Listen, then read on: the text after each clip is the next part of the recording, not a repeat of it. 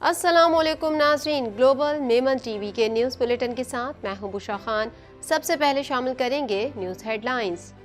Supreme court کا پنجاب خیبر پختونخوا میں 90 روز میں انتخابات کروانے کا حکم۔ سپریم کورٹ کے 5 رکنی بینچ نے گزشتہ روز از خود نوٹس پر فیصلہ محفوظ کیا تھا۔ پنجاب میں صدر مملکت کو اور KPK میں گورنر کو الیکشن کی تاریخ دینے کا حکم۔ ملک کی تاریخ کی پہلی ڈیجیٹل مردم شماری کا آغاز۔ پاک فوج کے 86,000 افسران اور جوان سیکیورٹی ذمہ داریاں نبھائیں گے۔ ادارہ شماریات نے انتظامات مکمل کر لیے۔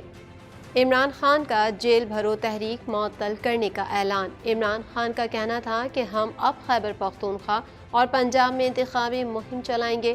جوڈیشل کمپلیکس حملہ، عمران خان سمیت 2800 کارکنان کے خلاف ایک اور مقدمہ درج۔ IMF کی شرط، حکومت نے برآمدی شعبے کے لیے بجلی مہنگی کر دی۔ موڈیز نے پاکستان کی ریٹنگ پھر گرا دی۔ بیرونی قرضوں کا حصول مزید مشکل۔ موڈیز کی تاریخ میں یہ پاکستان کی سب سے منفی ریٹنگ ہے۔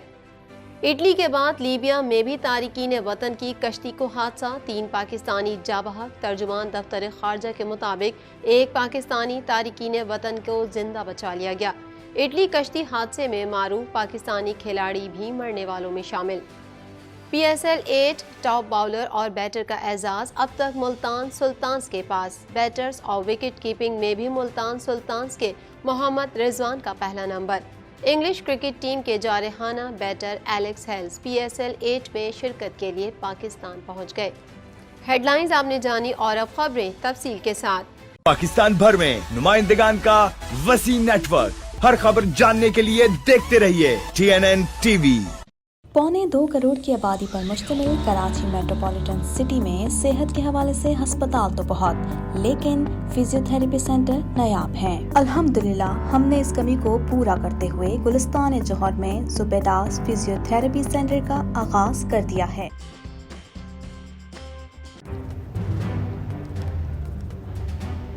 Islamic Finance TV, the only TV channel of the fastest growing Islamic economy in the world and the prime mover of Islamic finance news. Follow us on our social media handles and watch our reports and educational program at www.islamicfinancetv.com. For advertisement, please contact us at islamicfinancetv@gmail.com.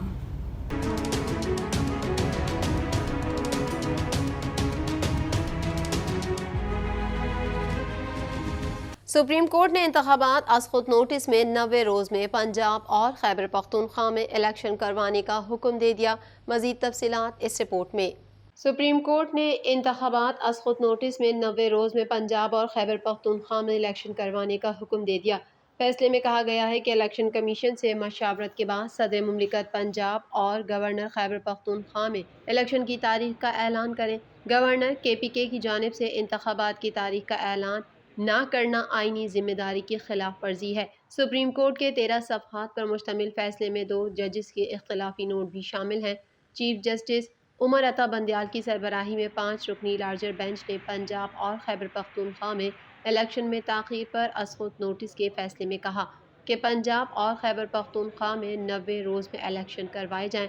Governor کے حکم پر assembly تحلیل ہوئی ہے تو governor election کی تاریخ دیں۔ 5 رکنی بینچ نے 3-2 کے تناسب سے فیصلہ دیا۔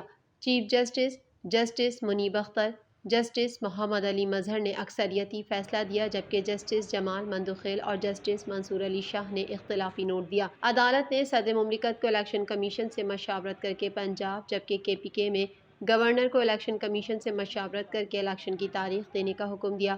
سپریم کورٹ نے صدر کا 20 فروری کا حکم پنجاب کی حد تک درست جبکہ KPK اسمبلی کے لیے کالعدم قرار دے دیا۔ سپریم کورٹ نے فیصلے میں کہا کہ الیکشن کمیشن گورنر اور صدر کے ساتھ ایڈوائز کا کردار ادا کرنے کا پابند ہے۔ صدر نے 9 اپریل کو انتخابات کی تاریخ کا اعلان کیا۔ اس صورتحال میں الیکشن کمیشن نے اپنا کردار ادا نہیں کیا۔ اپریل 9 کو انتخابات ممکن نہیں تو مشاورت کے بعد پنجاب میں تاریخ تبدیل کی جا سکتی ہے۔ عدالت نے کہا یہ وفاق کی ذمہ داری ہے کہ انتخابات کروانے میں اپنا کردار ادا کرے۔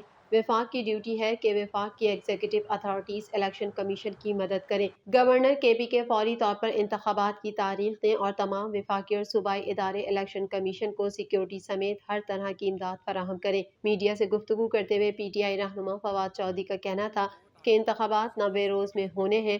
آج ایک بار پھر آئین کی بالادستی ہوئی ہے۔ ہمارا موقف 5 ججز نے تسلیم کیا ہے۔ عوامی مسلم لیگ کے رہنما شیخ رشید نے کہا کہ آئین جیت گیا، قوم الیکشن کی تیاری کرے، پی ٹی، کے پی کے اور پنجاب میں الیکشن جیتے گے۔ پی ٹی آئی کے وکیل علی ظفر کا کہنا تھا کہ قوم کو مبارک ہو، ایک بار پھر آئین کی بالادستی ہوئی ہے۔ صدر پنجاب میں الیکشن کی تاریخ کا اعلان کریں گے، جبکہ خیبر پختونخوا کے الیکشن کی تاریخ گورنر دیں گے۔ وفاقی وزیر قانون اعظم نذیر تارڑ نے کہا کہ بطور وکیل کہہ رہا ہوں کہ یہ پٹیشن 4-3 کے تناسب سے خارج ہو گئی ہے۔ اعظم نذیر تارڑ نے کہا ہے کہ انتخابات کے حوالے سے سپریم کورٹ کا فیصلہ موصول نہیں ہوا، ٹی وی کے ذریعے مجھ تک پہنچا ہے۔ تحریری فیصلہ پڑھنے تک اور کابینہ میں اس پر بحث کرنے تک میں بطور وزیر قانون اس پر بات نہیں کر سکتا۔ ملک کی تاریخ کی پہلی ڈیجیٹل مردم شماری کا آغاز 1 مارچ بروز بدھ سے ہو گیا۔ 10 سال کے مقررہ وقت سے پہلے شروع ہونے والی خانہ مردم شماری 1 ماہ تک جاری رہے گی۔ مزید تفصیلات اس رپورٹ میں۔ ملک کی تاریخ کی پہلی ڈیجیٹل مردم شماری کا آغاز 1 مارچ بروز بدھ سے ہو گیا۔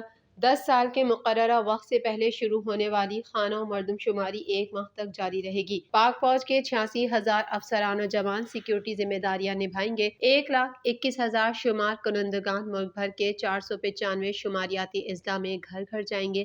ادارہ شماریات نے انتظامات مکمل کر لیے۔ ڈیجیٹل مردم شماری کے تحت ہر اسٹرکچر کی جیو ٹیگنگ ہوگی۔ خانہ مردم شماری کا تمام ریکارڈ اور اندراج روزانہ کی بنیاد پر خودکار نظام کے ذریعے محفوظ کیا جائے گا۔ گھر گھر آنے والے شمار کنندگان اپنے ٹیبلٹس میں سافٹ ویئر کے ذریعے سوالات کے جوابات کا اندراج کریں گے۔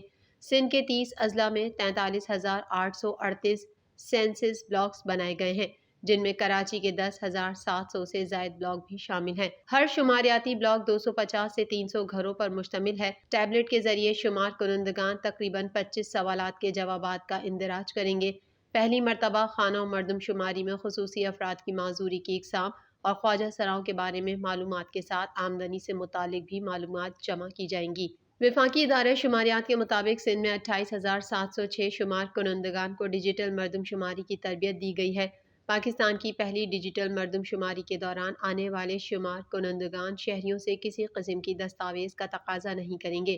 جن غیر قانونی مقیم تارکین وطن یا غیر ملکیوں کے پاس شناختی دستاویز نہیں ہوں گی، ان کو الگ شمار کیا جائے گا۔ انٹرنیٹ کی عدم دستیابی یا پھر کنیکٹیویٹی میں مشکلات سے خانہ مردم شماری میں کوئی رکاوٹ نہیں ہوگی۔ شمار کنندگان شہریوں کی معلومات کو اپنے ٹیبلٹ میں محفوظ کریں گے اور انٹرنیٹ کی سہولت میسر آتے ہی وہ ڈیٹا مرکزی سافٹ ویئر میں درج ہو جائے گا۔ مردم شماری کے دوران سیکیورٹی پر پولیس مامور ہوگی۔ رینجرز کا تعاون بھی حاصل ہے۔ رپورٹ کے مطابق خود شماری کے ذریعے لاکھوں افراد اپنی تفصیلات پہلے ہی آن لائن جمع کرا چکے۔ یہ سلسلہ 3 مارچ تک جاری رہے گا۔ ڈیجیٹل مردم شماری میں اکنامک سینسس فریم ورک کی تیاری بھی شامل ہے۔ 7ویں مردم شماری کی مجموعی لاگت 34 ارب روپے ہے، جس میں سے تقریباً 7.5 ارب روپے سیکیورٹی پر خرچ ہوں گے۔ مردم شماری کے ابتدائی نتائج کا اجرا 30 اپریل کو مشترکہ مفادات کونسل کی منظوری سے ہوگا۔ پاکستان تحریک انصاف کے چیئرمین اور سابق وزیر اعظم عمران خان نے جیل بھرو تحریک معطل کرنے کا اعلان کر دیا۔ مزید جانتے ہیں اس رپورٹ میں۔ پاکستان تحریک انصاف کے چیئرمین اور سابق وزیر اعظم عمران خان نے جیل بھرو تحریک معطل کرنے کا اعلان کر دیا۔ ٹوئٹر پر بیان میں پی ٹی آئی کے چیئرمین عمران خان نے کہا کہ کے پی کے اور پنجاب میں الیکشن سے متعلق از خود نوٹس پر سپریم کورٹ کے فیصلے کا خیر مقدم کرتے ہیں۔ آئین کو بحال رکھنا سپریم کورٹ کی ذمہ داری تھی، جسے انہوں نے آج کے فیصلے سے بخوبی پورا کیا ہے۔ یہ پاکستان میں قانون کا نفاذ ہے۔ سماجی رابطے کی ویب سائٹ ٹوئٹر پر جاری کیے گئے بیان میں عمران خان نے جیل بھرو تحریک معطل کرنے اور انتخابی مہم کے آغاز کرنے کا اعلان کر دیا۔ عمران خان کا کہنا تھا کہ جیل بھرو تحریک کو معطل کرتے ہوئے ہم اب خیبر پختونخوا اور پنجاب میں انتخابی مہم چلائیں گے۔ چیئرمین پی ٹی آئی کا کہنا تھا کہ ہم اپنی جیل بھرو تحریک کو معطل کر رہے ہیں، ہم کے پی کے اور پنجاب میں انتخابی مہم کے ساتھ آگے بڑھ رہے ہیں۔ انہوں نے کہا کہ آئین کو برقرار رکھنا سپریم کورٹ کی ذمہ داری تھی اور انہوں نے آج اپنے فیصلے کے ذریعے بہادری سے یہ کام کیا ہے۔ یہ پاکستان میں قانون کے حکمرانی کی تصدیق ہے۔ خیال رہے کہ پنجاب اور خیبر پختونخوا میں عام انتخابات کے حوالے سے از خود نوٹس کیس میں سپریم کورٹ نے دونوں صوبوں میں 90 دنوں میں الیکشن کروانے کا حکم دیا ہے۔ دوسری جانب P T I chairman Imran Khan سمیت 2800 کارکنان کی جانب سے عدلیہ، پولیس اور ایف آئی اے افسران میں خوف و دہشت پھیلانے کا ایک اور مقدمہ درج کر دیا گیا۔ انسداد دہشت گردی ایکٹ کے ایک اور مقدمے میں عمران خان کے رشتہ دار حسان نیازی اور احمد خان نیازی بھی نامزد ہیں۔ مقدمہ ایس ایچ او تھانہ رمنا رشید احمد کی مدیت میں درج کیا گیا۔ مقدمے میں انسداد دہشت گردی ایکٹ کی دفعہ 7 سمیت ہلہ بولنے، کاری سرکار میں مداخلت کرنے اور قانون ہاتھ میں لینے کی سنگین دفعات شامل ہیں۔ 2800 ملزمان میں غلام سرور، فاروق حبیب، شبلی فراز، طاہر صادق، راجہ بشارت، شہزاد وسیم، مراد سعید اور عبدالقدوس خان سواتی بھی نامزد ہیں۔ ملک میں معاشی بحران سنگین ہوتا جا رہا ہے اور بیرونی قرضوں کا حصول مزید مشکل دکھائی دے رہا ہے۔ موڈیز نے ملکی اور غیر ملکی قرضوں کی ادائیگی پر پاکستان کی ریٹنگ CAA1 سے کم کر کے CAA3 کر دی ہے۔ مزید تفصیلات اس رپورٹ میں۔ ملک میں معاشی بحران سنگین ہوتا جا رہا ہے اور بیرونی قرضوں کا حصول مزید مشکل دکھائی دے رہا ہے۔ موڈیز نے ملکی اور غیر ملکی قرضوں کی ادائیگی پر پاکستان کی ریٹنگ CAA1 سے کم کر کے CAA3 کر دی، جبکہ عالمی مالیاتی فنڈ نے پروگرام کی بحالی کے لیے پاکستان پر نئی شرائط عائد کر دی ہیں۔ تفصیلات کے مطابق موڈیز رپورٹ میں پہلی بار پاکستان میں کمزور گورننس کا ذکر کیا گیا ہے اور کہا کمزور گورننس کی وجہ سے معاشی مشکلات بڑھ رہی ہیں، جبکہ روپے کے مقابلے میں ڈالر کی قدر بھی بڑھ رہی ہے۔ موڈیز نے رپورٹ میں کہا ہے کہ زر مبادلہ کی کمی اور شدید معاشی مشکلات کی وجہ سے پاکستان پر ڈیفالٹ کی تلوار لٹک رہی ہے، جبکہ معاشی مشکلات سے نکلنے کے لیے اقدامات بھی ناکافی قرار دیے۔ موڈیز نے ملکی اور غیر ملکی قرضوں کی ادائیگی پر پاکستان کی ریٹنگ CAA1 سے کم کر کے CAA3 کر دی۔ موڈیز کی تاریخ میں یہ پاکستان کی سب سے منفی ریٹنگ ہے۔ رپورٹ میں کہا گیا ہے کہ پاکستان کو کئی چیلنجز کا سامنا ہے، جس کی وجہ سے پاکستان مسائل سے نہیں نکل پا رہا اور بیرونی ادائیگیوں کی راہ نظر نہیں آ رہی۔ ساتھ ہی سیاسی عدم استحکام کے ساتھ اقتصادی خدشات کا بھی سامنا ہے۔